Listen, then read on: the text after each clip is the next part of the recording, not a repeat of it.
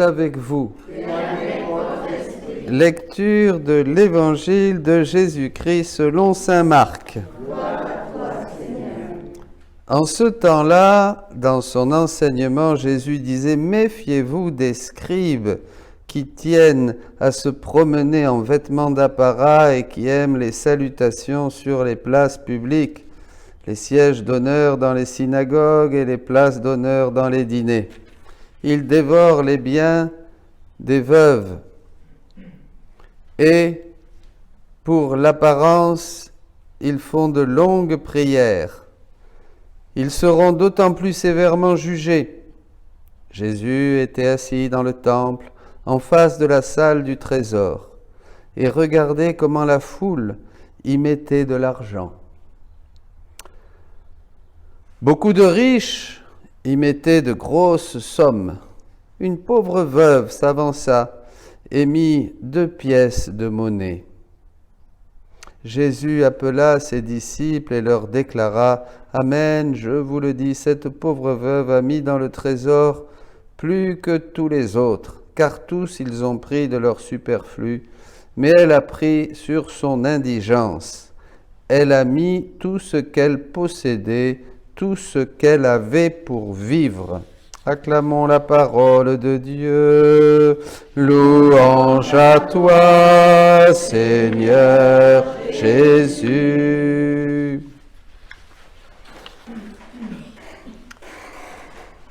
Bonjour à tous les amis, en ce samedi, faisons mémoire de la Vierge Marie, notre mère, celle qui avait tout et qui était la plus pauvre, parce que justement elle était toute pleine de Dieu. Elle n'avait rien à elle en propre. Et merci à tous ceux qui nous écrivent, à tous ceux qui partagent, à tous ceux qui nous appuient. Et c'est vraiment très touchant. Voilà, je tiens à le faire parce qu'il faut le faire de temps en temps quand même, dire merci à tous ces gens, tous ces amis. Alors, aujourd'hui, cet évangile de la petite veuve qui met tout ce qu'elle a pour vivre, c'est très intéressant. Vous voyez, Jésus fait des choses dans l'Évangile, il a des paroles, des actes, des miracles, etc. Mais c'est toujours la divine volonté qui soutient tout, bien sûr, puisque tout vient de la divine volonté, tout, même l'Eucharistie, le pain et le vin qui deviennent corps et sang de Jésus, c'est la divine volonté. L'air que vous respirez, c'est la divine volonté. Elle est dans le soleil, elle est dans tout ce qui vit, dans tout ce qui bouge. C'est elle qui est la créatrice, la conservatrice, la nourricière de tout. Donc voyez, voilà, c'est ça. Donc on peut autant, comme elle soutient les Écritures aussi, la Bible et le Nouveau Testament, on peut évidemment, c'est une surabondance. Dès qu'on est dans la divine volonté, on voit que Jésus a fait des choses et il en a expliqué certaines à ses disciples, mais derrière cette divine volonté voulait nous faire comprendre des choses tout au long des siècles, vous comprenez? D'ailleurs Jésus le dit, j'ai encore beaucoup de choses à vous dire, l'Esprit vous conduira vers la plénitude de la vérité. Donc tout ce qu'a fait Jésus nous sert d'enseignement. Et aujourd'hui c'est très beau parce que j'ai bien aimé, ce matin je me disais Seigneur, alors qu'est-ce que tu veux nous dire à travers cet évangile? Et je reçois aussi beaucoup de courriers de frères et de sœurs qui commentent l'Évangile et qui envoient des textes que vous pouvez trouver évidemment sur les sites, etc. et sur les réseaux sociaux. Parce que la divine volonté nous donne une abondance et tout le monde peut puiser et boire à grande gorgée, dit le Seigneur. Mais j'ai choisi un texte du volume 12, le 16 février 1921, parce que cette petite veuve, elle est veuve, elle a perdu son époux, elle représente cette bonne volonté, elle a du cœur qui cherche vraiment Dieu, voyez, et qui est prête à tout sacrifier pour Dieu. Qui a tout donné. Bon, le matériel, bien sûr, c'est plus facile, et encore, c'est pas toujours facile. L'affectif, c'est pas toujours facile non plus, quand il faut sacrifier ce qu'on aime. Laisse ton père enterrer les morts, laisse les morts enterrer les morts, toi viens, suis-moi. ou celui qui ne renonce pas à son père, sa mère, son fils, sa fille, tous ceux, bon, c'est pas facile, bon, mais c'est la grâce du Seigneur. C'est pas qu'il faut laisser les autres et les mettre de côté, bien sûr, et ne pas les aimer. On peut être marié, avoir des enfants et suivre le Seigneur. C'est que le premier dans notre cœur, c'est le Seigneur. Le premier dans notre cœur, c'est Jésus. Voilà, c'est ça que ça veut dire. Bon. Et alors, cette petite veuve, là, elle a tout perdu. Enfin, elle a perdu son mari, elle est là, et alors, elle va donner, ils ont pris de leur superflu, les autres, évidemment, c'est facile de donner quand on est riche, mais elle a pris sur son indigence, elle a mis tout ce qu'elle possédait, tout ce qu'elle avait pour vivre, tout ce que nous possédons. Et qu'est-ce que ça peut être, ça, tout ce que nous possédons? Quand on a tout donné, qu'est-ce qui nous reste encore? Qu'est-ce qui nous reste encore? Et le plus dur, le plus difficile à donner, la volonté propre, notre volonté humaine, bien sûr, c'est là. Laissez Dieu toujours vivre. Alors, Jésus dit, ma fille, pour entrer dans mon vouloir, il n'y a ni chemin, ni porte, ni clé. Vous voyez, c'est rassurant, tout le monde peut rentrer donc. Parce que mon vouloir se trouve partout. Ce que je vous disais au début de la messe, c'est souvent on cherche Dieu. Et bon, enfin non, je ne vais pas trop faire de digression là. Et mon vouloir se trouve partout. Il court sous les pieds, à droite, à gauche, au-dessus de la tête, partout. Pour y entrer, la créature ne doit rien faire d'autre qu'en d'enlever le petit caillou. Pietruccia en italien. Alors, ce n'est pas dans la traduction française, mais 3 fois dans ce texte, Jésus parle de ce petit caillou. Très important dans le texte original. Le petit caillou. Vous savez, un petit caillou, c'est pas gros, mais ça peut bloquer complètement un engrenage. Ça peut foutre tout en l'air. Imaginez une montre suisse de très très bonne qualité et que par un hasard quelconque, impossible presque, un petit grain de sable se mette dans le mécanisme de la belle montre suisse. Et bon là c'est foutu, il faut tout démonter.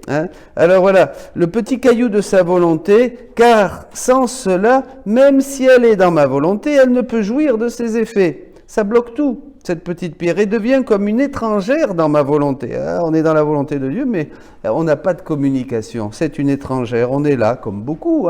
On vit tous dans la divine volonté, mais on n'a pas compris encore qu'elle est là pour courir en nous, pour nous donner son fluide, nous donner sa vie, son énergie, nous transformer, nous nourrir.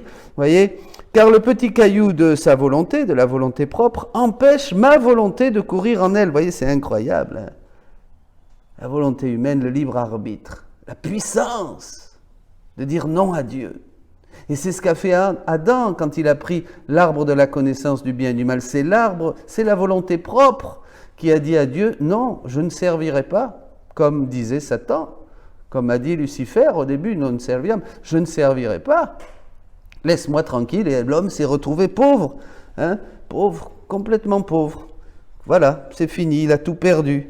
Il a perdu les dons divins, il a perdu la divine volonté, il a perdu la vie divine. Adam, qui était si riche à l'image et à la ressemblance de Dieu et qui avait tous les dons de Dieu qui couraient en lui, a tout perdu et se retrouvé comme nous sommes maintenant, voilà, de pauvres bougres.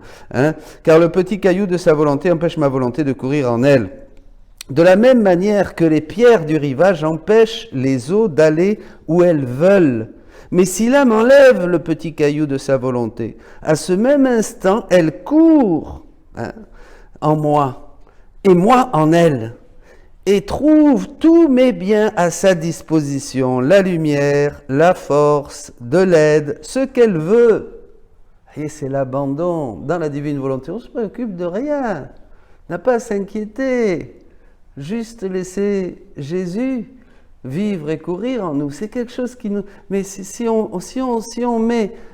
met la main là où il ne faut pas, si on laisse ce petit caillou obstruer ce fleuve, ce torrent, fais-toi capacité, je me ferai torrent, disait Jésus à Sainte Catherine de Sienne. Ben là, on perd tout. Voilà, car dans ma volonté, il n'y a ni porte, ni clé. Il suffit de vouloir et tout est fait. Il suffit de vouloir et tout est fait.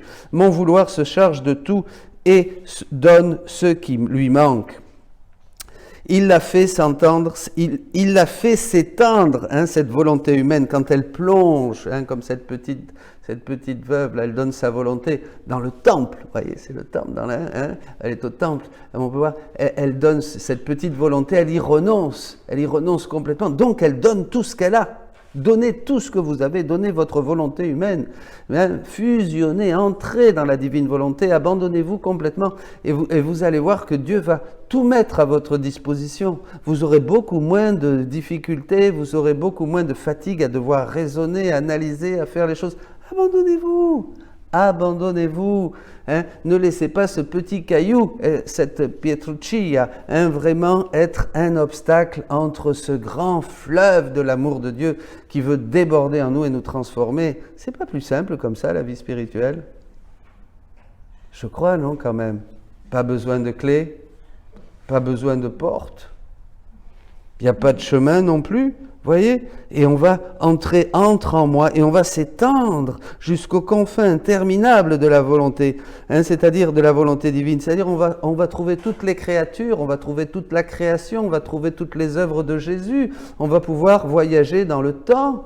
C'est extraordinaire, on va pouvoir faire les mêmes œuvres que Jésus. Mais c'est tout le contraire pour les autres vertus.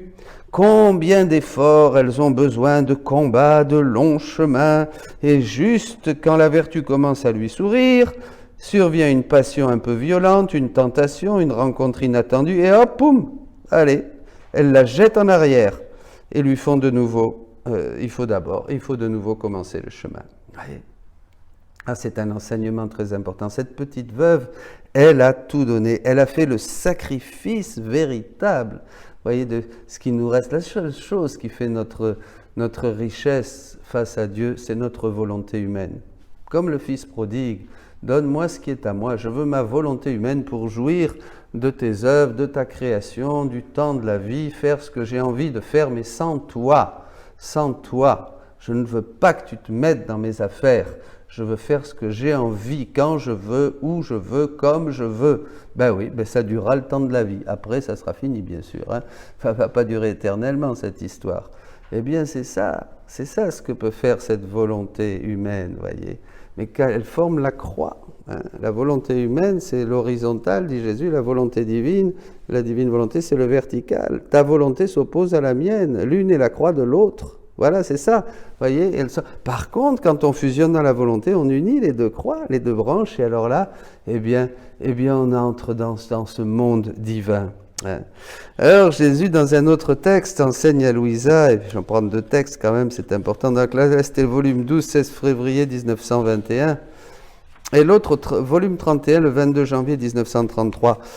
Je me demande pourquoi Jésus est si intéressé à ma volonté, pour me donner la sienne en échange. Et ça, c'est ça. La petite veuve met sa volonté, donne sa volonté à Dieu, elle en fait le sacrifice dans le temple, vous voyez, et elle reçoit tout Dieu. Elle reçoit tout, elle donne tout, elle reçoit tout. Et de toute façon, il faut tout donner pour que Dieu, l'amour de Dieu, consume tout. On entrera au ciel sans rien de volonté humaine. Rien. Sans rien. Et la volonté humaine, elle peut déjà mourir ici, sur terre, et le ciel, il peut commencer, si vous voulez, sur terre. Ça te paraît peu de choses, dit Jésus à Louisa, de commencer sur terre la vie du ciel? Parce qu'on s'imagine que le ciel, on a des idées fantaisistes sur le ciel, vous savez, on pense que, je sais pas, qu'il y a des nuages, et puis qu'il y a des anges qui jouent de la harpe, ou je n'irais pas dans un truc comme ça, moi, oh là là, qu'est-ce que c'est ennuyeux ça, et non, mais c'est pas ça, le ciel c'est la connaissance, le ciel c'est connaître Dieu, le ciel n'est pas dans un lieu à droite ou à gauche, le paradis terrestre, il n'est pas là-bas, en Orient, ou je sais pas où, faut mieux pas y aller en ce moment, mais enfin bon, c'est pas trop le paradis, il s'envoie des bombes et tout ça, mais oui, ben non, et le ciel, c'est dans ton cœur, c'est dans ton âme, dans la mesure où tu laisses Dieu y régner. C'est ça le ciel qui commence sur terre, et on est fait pour ça. Alors, il suffit de faire cet échange de volonté, et si intéressé de ma volonté pour me donner la sienne en échange, c'est moi qui en profite. En ayant une divine volonté en mon pouvoir, je possède et enferme toute chose en moi. Prenez ça pour vous. C'est Louisa qui se parle à elle-même. Et même Dieu lui-même, Mais la chose la plus étonnante, c'est qu'en échange pour tout cela, il veut ma volonté. Il veut ma petite pierre. Il veut ma volonté. C'est tout ce qu'il veut. À quoi peut lui servir cette faible et insignifiante volonté qui peut seulement produire plus de mal que de bien? Si, ça, on l'a vu.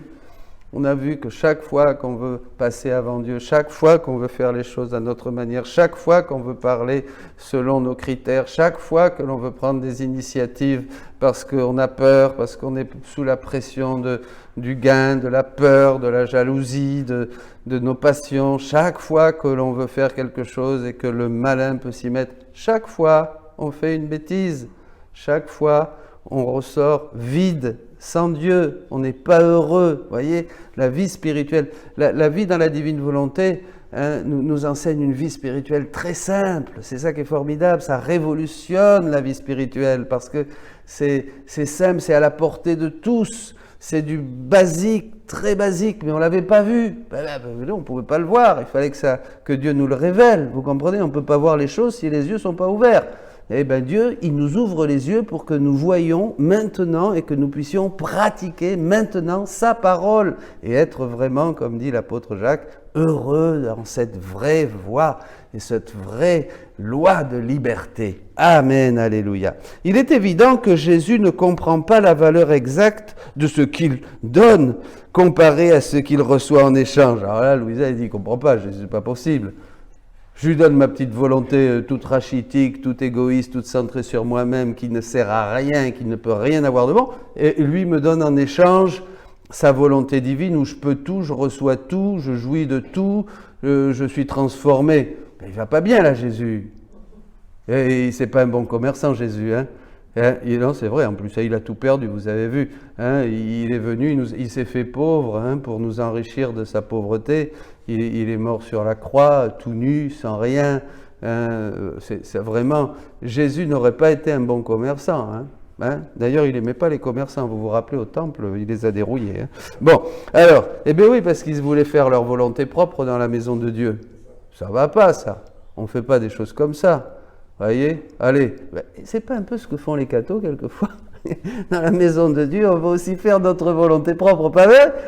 On voit les choses on voit midi à sa porte, il faut qu'on fasse les choses comme ceci, il faut qu'on fasse partie de tel groupe, en dehors de ça, il n'y a pas de salut, et puis là, si, et puis le curé doit être comme ça, et puis on doit chanter ceci, on doit faire cela. Ah, on voudrait faire sa petite église, finalement, voilà, que ça soit comme on veut. Ben ouais, on fait pareil. Bon, alors, pourvu qu'il obtienne ce qu'il veut, Jésus, ma volonté, il ne tient pas compte du fait que ce soit peu ou rien en comparaison de la valeur de ce qu'il a donné. Mais c'est à cela que l'on voit que cet amour est un amour vrai. Mon esprit était plongé donc dans ces bêtises, dit Louisa. Vous allez voir, parce qu'elle raisonne.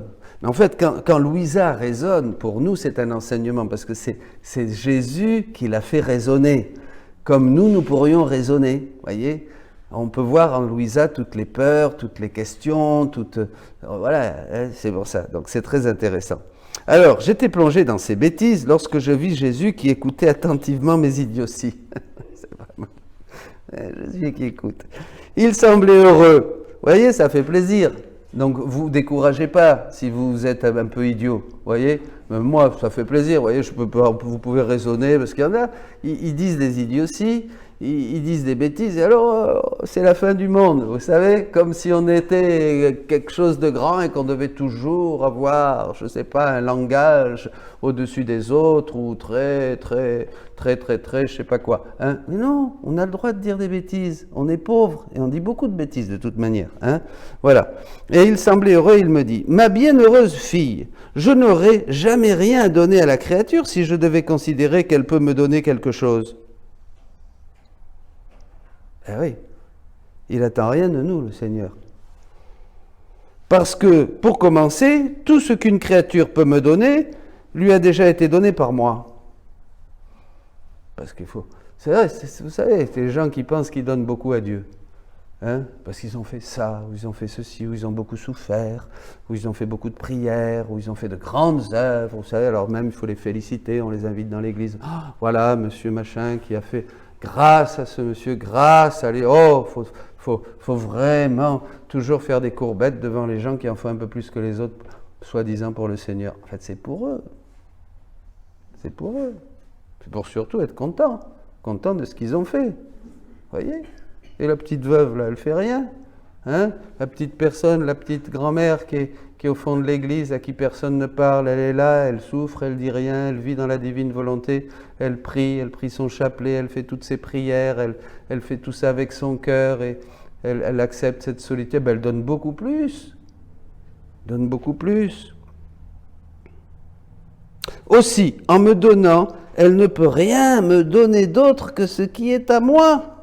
Par conséquent, mon amour me fait toujours agir sans tenir compte. Alors, ce qui est formidable dans la divine volonté, c'est que tout est à nous. Alors, on peut reprendre le soleil, reprendre la lune, reprendre les étoiles, nous les approprier, mettre notre je t'aime et les envoyer au Seigneur. Alors, c'est formidable, puisque là, Dieu nous donne tout. Vous comprenez? Donc, c'est un jeu à qui perd, gagne. Comme disait la petite Thérèse, qui perd gagne, disait-elle, hein, Thérèse de l'Enfant Jésus.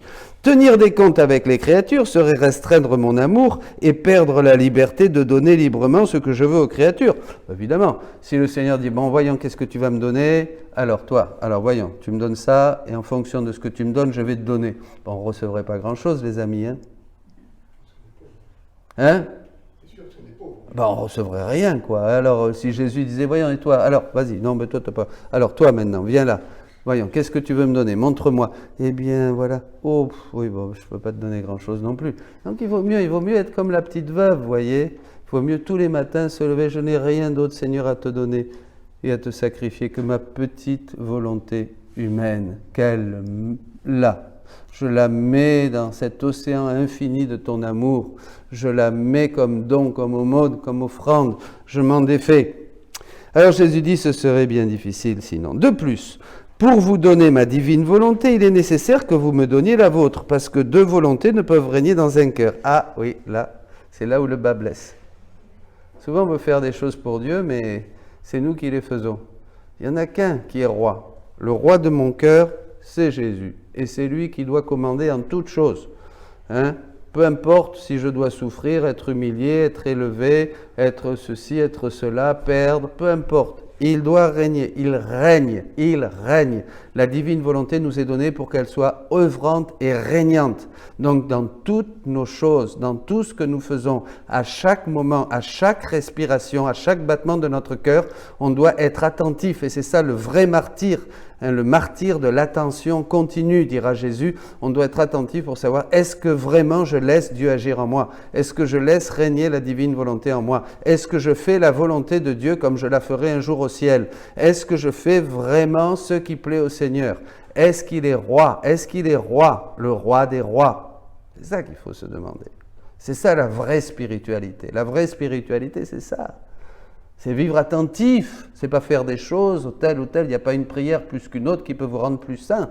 Hein? La vraie sainteté vient quand dans le moment présent, à chaque instant de la vie, nous cherchons à être martyrs de l'attention, en faisant attention à laisser mon Jésus, mon amour, mon Dieu, mon tout régner en moi. Il serait en guerre, c'est pas possible, dans le cœur où il y a Dieu, où il n'y a pas Dieu, il n'y a pas un mélange. Le Seigneur, il n'aime pas les mélanges. C'est pour ça qu'il y a ce radicalisme dans l'Évangile. Et c'est, souvent, le Seigneur, il n'aime pas les mélanges. Dites-lui, je sais, on dit, mais comment il va faire? Aux hommes, c'est impossible, dit Jésus. Mais à Dieu, tout est possible. Dites-lui, pas de mélange, Seigneur. Il serait en guerre, et votre volonté serait un obstacle à la mienne, qui ne serait pas libre de faire ce qu'elle veut, quand il veut tout nous donner. Et moi, pour que ma volonté soit libre, j'insiste toujours pour que vous me donniez la vôtre. Voilà, votre petite volonté, la Petruccia. Hein? Mais ce n'est pas tout. Tu dois savoir que ta volonté est faible, insignifiante. Mais lorsqu'elle vient entre mes mains, créatrice et transformante, elle change d'aspect. Vous voyez, la petite veuve, elle met sa petite piécette qui vaut rien. En comparaison de ce que mettaient les Juifs riches. Et les Juifs, ils sont riches. Hein. Oh là. Attention, ils étaient riches du temps de Jésus, hein, comme aujourd'hui d'ailleurs. Bon, et alors, elle met cette petite pièce. Elle met tout. Et Dieu va tout lui donner. C'est extraordinaire, ça a un effet énorme, vous vous rendez compte? Ça a un effet énorme, c'est une bombe, elle met tout ce qu'elle a, et alors tout est transformé, elle va voir la joie, ça va se sentir. Elle était d'ailleurs, c'est ça tout ce qu'elle possédait pour vivre, donc elle était heureuse. C'est la petite veuve joyeuse, elle était joyeuse parce qu'elle a tout donné. Hein? Vous comprenez? Alors, elle change d'aspect, je la rends puissante, je lui donne la vie, je mets en elle le mérite qui produit le bien, c'est-à-dire tous les biens, hein, et je l'utilise afin de ne pas la laisser oisive. Ah là, vous voyez, c'est pas une petite veuve inutile. Vous voyez, aujourd'hui on se plaint, on voudrait faire de grandes choses pour le Seigneur. Faites donc ça! Pas la peine de vouloir faire je sais pas quoi, moi. Faites donc ça tous les jours. Le martyre de l'attention pour donner dans chaque chose, dans chaque initiative, dans chaque activité, votre volonté à Jésus.